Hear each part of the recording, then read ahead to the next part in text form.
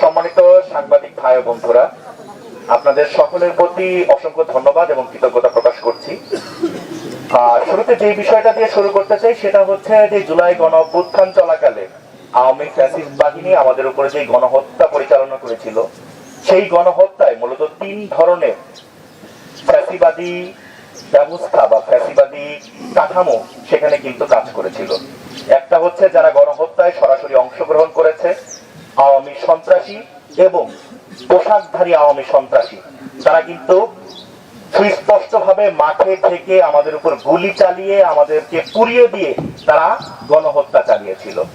আর একটা গোষ্ঠী হচ্ছে যারা এই গণ অভ্যুত্থানে যাতে করে গণহত্যা চালানো যায়, এই গণহত্যায় আওয়ামী সন্ত্রাসীদেরকে ফাইন্যান্স করেছিল, যারা আর্থিক সহায়তা দিয়ে এই গণহত্যাকে সংগঠিত করেছিল। আর একটা গোষ্ঠী রয়েছে যারা এই গণ অভ্যুত্থানের যাতে করে একটা সন্ত্রাসী ফ্রেমিং করে গণহত্যা বৈধ করা যায় সেই লক্ষ্যে তারা বয়ান উৎপাদন করেছিল। এই 3 ধরনের গোষ্ঠীর বিরুদ্ধেই কিন্তু আমরা কথা বলবো, তাদের বিচার চাইবো। যদিও আমরা এখন পর্যন্ত দেখতে পাচ্ছি যারা গণহত্যায় সরাসরি সম্পৃক্ত ছিল, আওয়ামী সন্ত্রাসীদের পর্যন্ত এই গভর্নমেন্ট সবাইকে কিন্তু আইনের আওতায় নিয়ে আসতে পারছে না, তারা অ্যারেস্ট করতে পারছে না। গোয়েন্দা সংস্থার কাছে আমাদের মাহাদি সুরভিদের তথ্য থাকে, কিন্তু যেই সকল সন্ত্রাসীরা আমাদের উপর গুলি চালিয়েছে তাদের কোনো তথ্য এই গোয়েন্দা সংস্থার কাছে থাকে না। আমরা সুস্পষ্ট ভাষায় বলে দিতে চাই, আপনাদের এই গোয়েন্দা সংস্থা শুধুমাত্র কি আমাদের তথ্য নেওয়ার জন্য, আমাদের উপর জুলুম নির্যাতন করার জন্য তৈরি করা হয়েছে, নাকি দেশের জন্য তৈরি করা হয়েছে? এই গোয়েন্দা সংস্থার যদি এখনো পর্যন্ত পরিবর্তন না হয়, তাহলে আমরা কিন্তু এর বিরুদ্ধে আওয়াজ তুলব। আমরা এখন পর্যন্ত দেখতে পাচ্ছি আওয়ামী সন্ত্রাসীরা তারা দিনে দুপুরে ঘুরে বেড়াচ্ছে, তারা জামিন পেয়ে যাচ্ছে। তারা কিভাবে পাচ্ছে? কারণ এই প্রশাসনের মধ্যে এখনো এই আওয়ামী ফ্যাসিবাদের দোসরেরা তারা বহাল তবিয়তে রয়েছে। প্রশাসনের ভাইদের প্রতি আমার অনুরোধ থাকবে, আপনারা আপনাদের মধ্যে যেই সকল ফ্যাসিবাদের এমবেলার যারা এখনো বহাল তবিয়াতে আছে, আপনারা তাদের বিরুদ্ধে আওয়াজ তুলুন। এই প্রশাসনের মধ্যে এই ফ্যাসিবাদের এমবেলারদেরকে কারা পুনর্বাসন করছে, আপনারা যদি সামর্থ্য থাকে আপনারা আমাদেরকে জানান, নয়তো জনসম্মুখে প্রকাশ করুন। কোন উপদেষ্টা এই আওয়ামী প্রশাসনের পুনর্বাসনের দায়িত্ব নিয়েছে, টাকা খেয়ে তাদেরকে আবার পুনর্বহাল করছে, আমরা এর শেষ দেখে ছাড়বো। আমরা সুস্পষ্ট ভাষায় বলে দিতে চাই, এখন দেখতে পাচ্ছি অনেক ব্যবসায়ীরা যারা এই গণহত্যায় যারা বৈধতা দিয়েছিল, যারা টাকা দিয়ে সহায়তা করেছিল আওয়ামী সন্ত্রাসীদেরকে, যাতে করে আওয়ামী সন্ত্রাসীরা প্রত্যেকটা আমাদের আন্দোলনের হটস্পট গুলোতে সন্ত্রাসীদেরকে টাকা দিয়ে বাইরে থেকে অবৈধ অস্ত্র কিনে আমাদের উপর গুলি করতে পারে, সেই সকল যারা এই গণহত্যায় যারা অর্থ দিয়ে সহায়তা করেছিল, অর্থের যোগান দিয়ে এই গণহত্যা আমাদের উপর নৃশংসভাবে চালিয়েছিল, তারা আজ গুলশানে গিয়ে হাজিরা দিয়ে আসছে।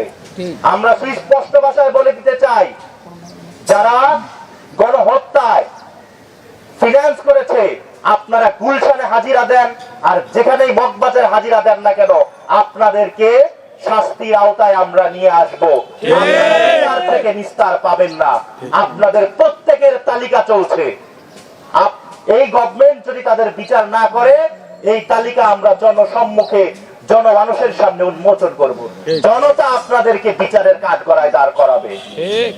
আর একটা বিষয়, যারা এই গণহত্যায় যারা কলম দিয়ে তথাকথিত বুদ্ধিজীবিতার নামে, কলামিস্টের নামে যারা এই গণহত্যার বৈধতা দিয়েছিল, তারা কিন্তু আজও দেখা যাচ্ছে তাদের এই শব্দের মধ্য দিয়ে, তাদের লেখনের মধ্য দিয়ে তারা কিন্তু আমাদেরকে বিভিন্ন ভাবে আমাদেরকে বাজে ভাবে ফ্রেমিং করার চেষ্টা করা হচ্ছে, আমাদেরকে হত্যাযজ্ঞ হিসেবে গড়ে তোলার অপচেষ্টায় তারা নেমেছে। তারা এখনো আওয়ামী লীগের ফান্ডিংয়ে তারা কিন্তু এই ধরনের অপপ্রচার কিন্তু তারা পরিচালনা করছে। আপনারা লক্ষ্য করবেন, যখন জুলাই গণ অভ্যুত্থানের পূর্ববর্তী সময়ে যখন ছাত্র জনতা আন্দোলনে নামতো, তখন তারা সেখানে বিএনপি জামাতের গন্ধ খুঁজে পেত, বিএনপি জামাতের অগ্নি সন্ত্রাস, বিএনপি জামাতের তাণ্ডব।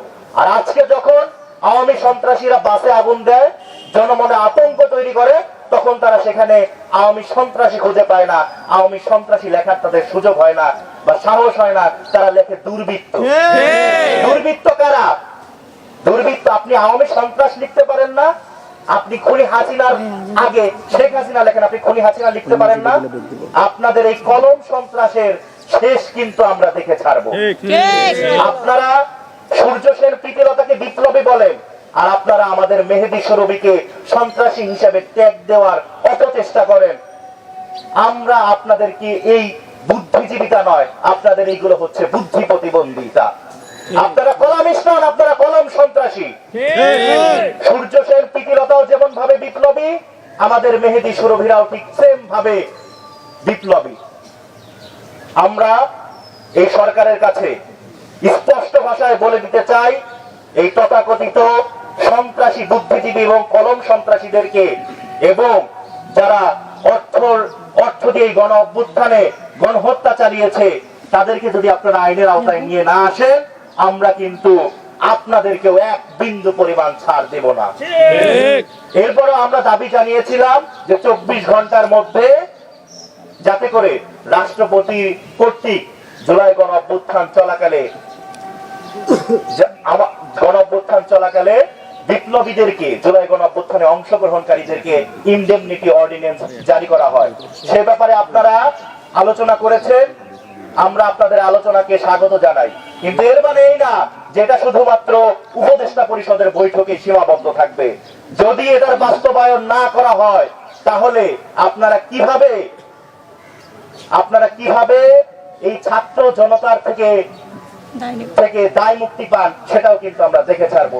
প্রত্যেকটা উপদেষ্টাকে ধরা হবে, প্রত্যেকটা উপদেষ্টাকে আটকানো হবে। রক্তের উপর দিয়ে আপনারা বসেছেন, শহীদের রক্তের পূর্ণ মর্যাদা যদি আপনারা নিশ্চিত করে না যান, এই বাংলার জমিনে আপনাদেরকে এক চুল পরিমাণ ঠাঁই দেওয়া হবে না। সম্মানিত সাংবাদিক ভাই ও বন্ধুরা, আপনারা আজকে মূলত এসেছেন আমাদের যে দুইজন সহযোদ্ধা আছে মেহেদী এবং সুরভী, তাদের অভিজ্ঞতা শুনবেন। আমরা সেদিকেই যেতে চাই।